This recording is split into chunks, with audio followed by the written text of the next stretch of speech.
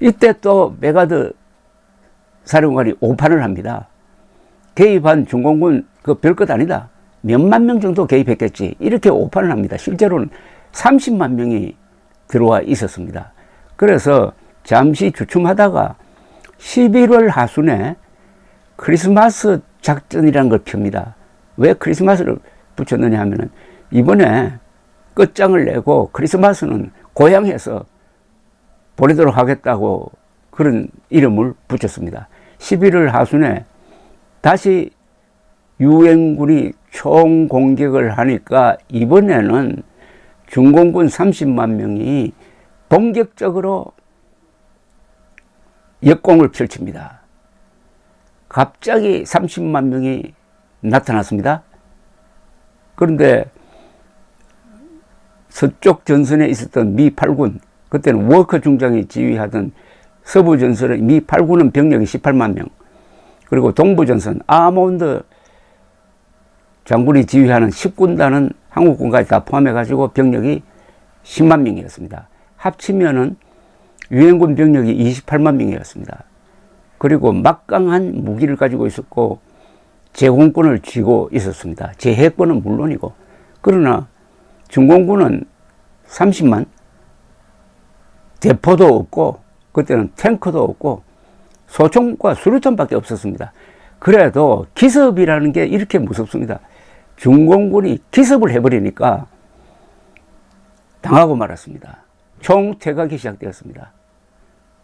이런 과정에서 평양을 다시 내주고 나중에는 일사후퇴라고 그래가지고 서울까지 내어주고, 그것은 서쪽에서 있었던 일이고 동쪽에서 있었던 것이 바로 흥남 철수작전이죠. 그때 동부전선에서는 미 해병 1사단, 육군 3사단, 7사단, 한국군 1군단, 1군단은 김백일 장군 지휘하에서 3사단과 수도사단이 있었습니다. 이 부대는 동해안을 따라서 쭉 올라가고 있었습니다. 그러다가 장진호 근방에서 중공군의 반격을 당합니다. 역습을 당합니다. 기습을 당하는 거죠. 거기서 큰 타격을 받습니다. 그리고 메가드 사령관의 명령에 의해서 해안으로 후퇴를 하게 됩니다. 해안에서 모이자 이래 된 겁니다. 그게 바로 흥남이었습니다. 흥남으로 철수하라 이렇게 된 거죠. 그 겨울이 추웠습니다. 지금까지 미군이 싸운 전선에서 이 장진호 전투 때가 가장 추웠다고 합니다. 그 고지대 아닙니까? 또 그 지역이 해발 2000m까지 올라가는 그 고지대에서 미군이 동상 걸리면서 얼마나 고생을 했겠습니까? 지금 요사이 서울이 영하 15도까지 내려오니까 새삼 이보다 더 추웠던 그 겨울에 장진호에서 알지도 못하는 나라의 만나본 적도 없는 사람들을 지키기 위해서 명령을 받고 나와서 싸우던 미군들, 한국군이야 뭐 당연하지만 미군들의 그 처절한 상황을 여러분들 실감하실 수 있겠죠. 이 겨울이, 그게 72년 전입니다. 이 작전을 지휘했던 아몬드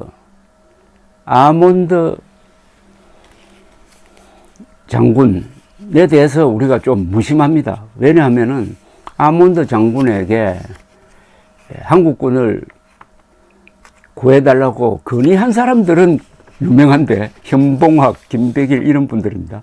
막상 그 건의를 받아가지고 철수시키는 결단을 내린 사람은 아몬드 장군입니다.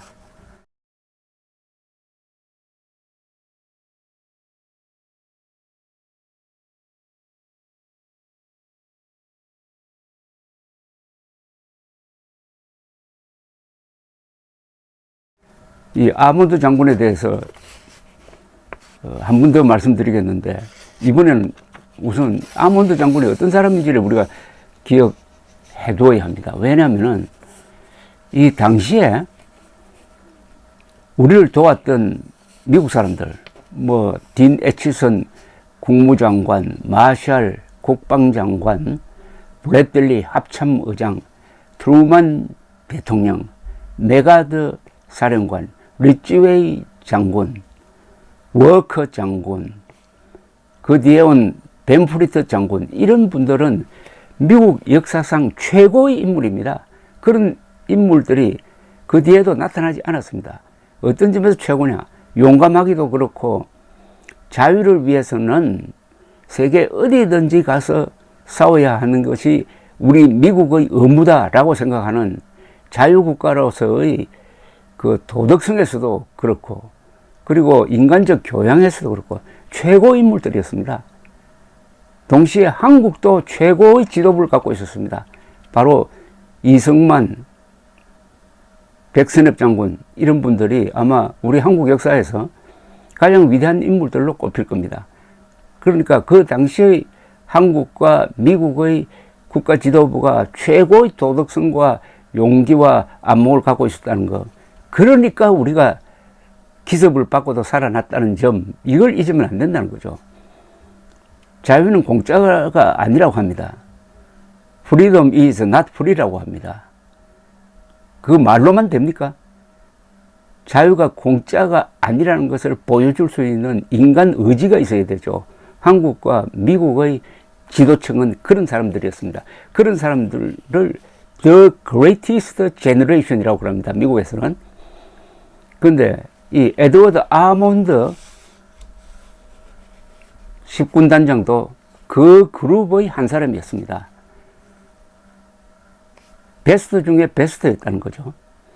이 아몬드 장군에 대해서 간단하게 경력을 설명드리면 이렇습니다. 이분은 흥남 철수작전 때는 10군단장으로서 미 해병 1사단, 미 육군 3사단, 7사단, 그리고 한국군 1군단, 1군단에는 한국군 3사단, 수도사단이 포함되어 있습니다. 를 지휘했는데 당시 나이가 많았습니다. 58세였습니다. 그때 백선엽, 정일권 이분들이 30대 초반입니다. 그러니까 아들뻘 되는 거죠. 역전의 용사였습니다. 58세 1차 대전 때 소령으로 참전해가지고 프랑스에서 부상당하기도 했습니다. 2차 대전 때는 이분이 이탈리아 전선에서 싸웠는데 아주 특이하게도 흑인들로 구성된 92 보병사단장이었습니다. 근데 이 전투에 임해보니까 흑인들이 달아나는 사람들이 많았습니다. 그러니까 어렵게 한 겁니다. 고전을 했어요. 이탈리아에서. 이탈리아 전선에서는 그 독일군이 방어를 잘했습니다. 그 산악을 이용을 해가지고 3년 동안 여기서 고생을 했습니다. 그러니까 아몬드 장군은 한국전에서도 그렇지만 이 고생을 많이 한 분입니다. 전후 메가드 원수에게 발탁되어서 일본 점령군, 즉 그때는 극동군 사령부라고 그랬습니다. 극동군 사령부의 참모장으로 있다가 10군단장으로 임명이 되어가지고 인천 상륙작전, 흥남 철수작전을 지휘하게 되는 분입니다. 그런데 이분의 아들이 에드워드 말로리 아몬드 2세인데 육군 대위였습니다. 2차 세계대전 중에 전사를 했습니다. 1945년 3월 19일 프랑스 전선에서 전사를 했습니다. 히틀러가 자살해가지고 항복하는 게 그 한 달 보름 뒤입니다. 얼마나 그때 아들의 전사 통보를 받은 아몬드 장군의 가슴이 찢어졌겠습니까? 그 한 해 전에는 아몬드 장군의 사위가 또 유럽 전선에서 전사를 했습니다. 이분은 아들 하나, 딸 하나밖에 없었어요. 그런 분이 흥남철수 작전을 지휘하면서 민간인들을 살리느냐, 그냥 내팽개치고 우리만 가느냐의 기로에서 한국 사람들까지 다 데리고 가자 하는 결정을 하는 게 너무나 자연스러웠지 않을까요?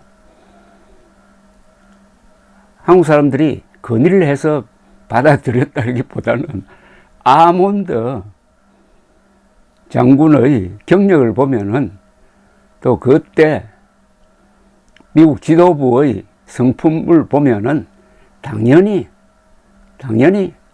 그 구원을 요청하는 한국 사람들의 모습을 보고는 그냥 떠날 수 없었을 것이라고 생각합니다. 그렇다고 건의한 분들의 공을 제가 깎아내리려는 게 아니고, 좋은 일은 여러 사람이 힘을 합쳐서 이루어진다는 말씀이고, 가장 중요한 결정을 한 사람은 아몬드 지휘관이었다는 거예요. 인천 상륙작전과 흥남 철수작전을 다 성공시킨 사람, 에드워드 아몬드 장군을 기억해야 됩니다.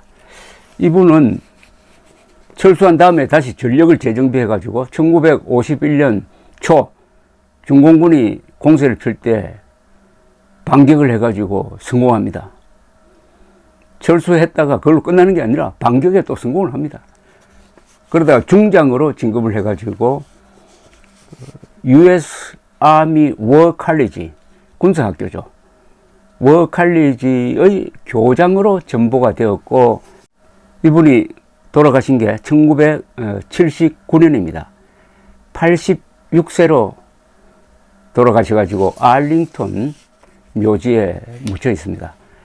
워싱턴 근교에 있는 알링턴 묘지에 가시면은 꼭 에드워드 아몬드 중장의 묘소에 참배하는 것이 한국인의 의무가 아니겠습니까? 새삼 워싱턴 한복판에 있는 한국군 기념물, 한국전 기념물입니다. 코리안 워 메모리얼에 새겨져 있던 글이 생각납니다. Freedom is not free. 자유는 공짜가 아니다. 미국은 알지도 못하는 나라의 만나본 적도 없는 사람들을 지키라는 조국의 부름에 응한 우리의 아들과 딸들에게 경의를 표한다. 이 찬사는 오늘은 아몬드 중장에게 바쳐야 합니다. 감사합니다.